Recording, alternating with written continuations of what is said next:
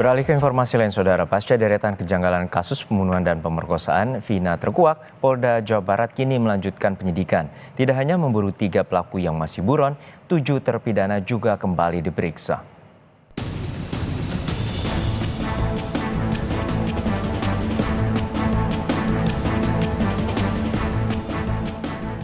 Guru SMP Negeri 13 Kota Cirebon, Jawa Barat kembali membuka berkas Vina yang menjadi salah satu siswi di tahun 2016 silam.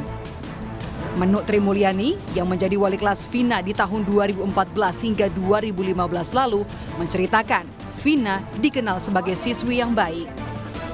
Vina aktif di dalam kelas dan memiliki nilai akademik yang baik. Setelah lulus di tahun 2015, Menuk mendengar kecelakaan lalu lintas yang menimpa Vina di tahun 2016. Menuk mendengar awal kasus ini musibah kecelakaan yang kemudian berubah menjadi kasus pembunuhan. Dirinya berharap kebenaran kasus ini bisa segera terungkap.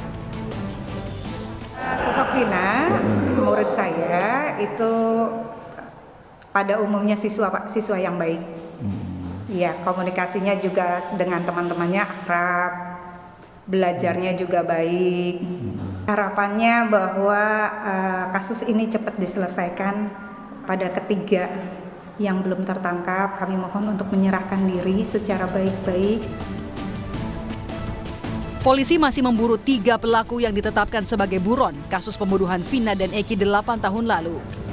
Kapolres Cirebon Kota AKBP Rano Hadianto menyampaikan pihaknya tidak dapat memberikan keterangan soal perkembangan penanganan kasus Vina dan Eki. Sebab sejak awal peristiwa ini mencuat, kasusnya langsung ditangani Polda Jawa Barat. Kan memang dari awal sudah dilimpahkan ke Polda, sehingga prosesnya juga sekarang ditangani oleh Polda Jabar, nanti update-nya oleh Polda Jabar. Kalau kemarin dan ada anggota yang kesini tuh? Informasinya ada beberapa anggota yang kesini menyelidiki ulang. Oh, itu dari Mabes sama Polda itu kan? Itu tentunya merupakan suatu proses tindak lanjut. Artinya sekarang ditangani oleh Polda Jabar. Polda Jawa Barat sudah menyebar ciri-ciri ketiga DPO, yakni Andi, Dani, dan Peggy alias Peron. Menurut Ketua Harian Kompolnas Benny Mamoto, pengungkapan kasus Vina butuh kerjasama antara penasihat hukum korban dan tim yang saat ini sedang bekerja, termasuk tim yang dulu menangani kasus tersebut. Sinergi antara penasihat hukum dengan tim yang sekarang sedang bekerja menurut kami penting, supaya nanti saling membantu.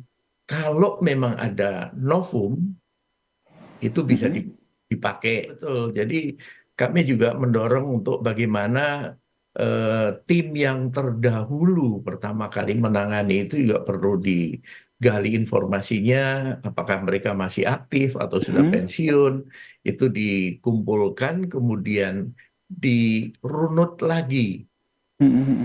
Cocokkan dengan apa yang disampaikan oleh pihak penasihat hukum, sinkron atau tidak.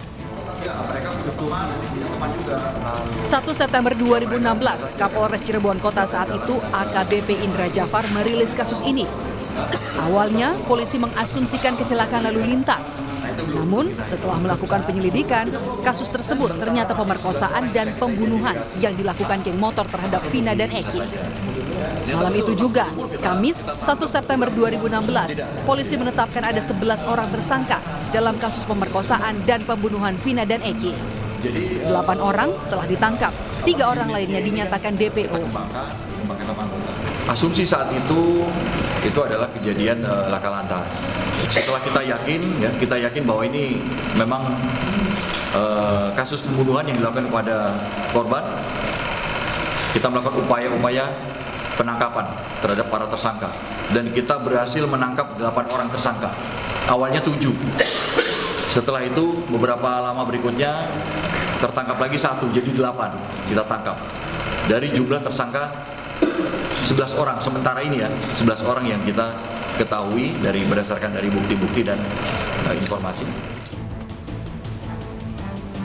Pasca deretan kejanggalan kasus pembunuhan dan pemerkosaan Vina terkuak, Polda Jawa Barat kini melanjutkan penyidikan. 7 terpidana kembali diperiksa sebagai upaya mengungkap identitas 3 buronan yang sudah 8 tahun hilang di telan bumi. Kepada Kompas TV, Kadif Paskanwil Kemenkumham Jabar Robianto membenarkan adanya surat permintaan dari Polda Jawa Barat untuk memeriksa 7 terpidana yang tengah menjalani hukuman. Menurut Robianto, ke-7 terpidana telah dibawa ke Polda Jawa Barat untuk menjalani pemeriksaan ulang. Dari Polda berkirim surat ke kami, ya, mohon pinjam tahanan untuk pemeriksaan lanjutan. Setelah bikin surat, ya kami mempertimbangkan dan kami izinkan surat itu. Kami balas dan sudah dibawa juga orang. Tanggal 20, betul tanggal 20. Sorenya langsung dibawa oleh Polda ke Polda untuk dilakukan pemeriksaan. Dari 11 tersangka, hanya 7 yang divonis seumur hidup. Sementara 1 orang masih di bawah umur, yakni Saka Tatal, mendapatkan hukuman 8 tahun penjara, telah bebas pada tahun 2020 lalu. Saka bahkan mengungkap sejumlah perlakuan tak manusiawi yang ia terima saat proses hukum berlangsung. Saka bahkan menyebut ia terpaksa mengaku terlibat kasus pembunuhan Vina dan Eki.